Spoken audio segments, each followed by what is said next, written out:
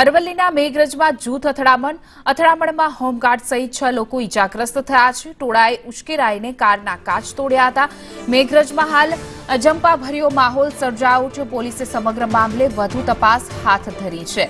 તો અરવલ્લીના મેઘરજની આ ઘટના છે કે મોડી રાત્રે જૂથ અથડામણ થઈ હતી. કારના કાચ ફોડવા બાબતે બબાલ થઈ હતી અને ત્યારબાદ હોમગાર્ડ સહિત 6 લોકો છે તે ઇજાગ્રસ્ત થયા હતા, જેને હોસ્પિટલ ખસેડવામાં આવ્યા છે. હાલ મેઘરજમાં અજંપાભરી શાંતિ છવાઈ છે. પોલીસનો કાફલો ખડકી દેવામાં આવ્યો છે. પોલીસ છાવણીમાં આ વિસ્તાર ફેરવાયો છે.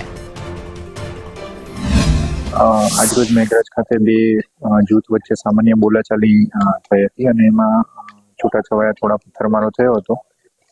પોલીસને જાણ થતાં તાત્કાલિક પોલીસ ઘટના સ્થળે પહોંચી હતી અને જે પરિસ્થિતિ હતી એને કાબૂમાં લેવામાં આવી છે. હાલમાં શાંતિ છે. કોઈ એવું major law and order issue છે નહીં. મેઘરજ નગરમાં ગત રાત્રિએ અગમ્ય કારણોસર જૂથ અથડામણ થઈ હતી, જેના કારણે મેઘરજ નગરની શાંતિ દોડાય એવા કેટલાક અસામાજિક તત્વોએ પ્રયત્ન કર્યા હતા.